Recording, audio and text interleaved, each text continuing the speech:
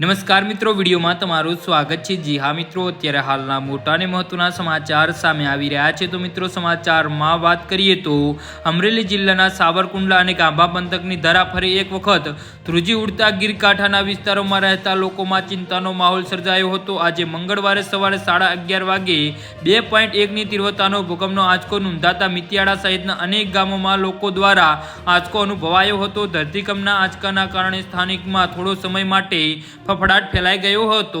તો પ્રાપ્ત વિગતો મુજબ ગીરકાંઠાના વિસ્તારમાં છેલ્લા કેટલાક સમયથી સાતસવારે ભૂકંપના હળવા આંચકા અનુભવાઈ રહ્યા છે। આજે આવેલા આંચકાથી અસર મિતિયાળા, સાકરપરા, ગાંભા, ભાંડ, વાંકિયા, ઇંગરોડા સહિતના ગામોમાં અનુભવાઈ હતી।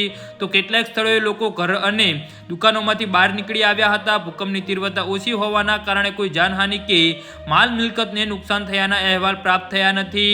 તેમ છતાં વારંવાર અનુભવાતા ભૂકંપના આંચકાઓના કારણે સ્થાનિકોમાં ચિંતા વ્યાપી છે। ખાસ કરીને ગીરકાંઠાના વિસ્તારોમાં રહેતા લોકો ભૂકંપના આંચકાઓને લઈ સતર્ક બન્યા છે।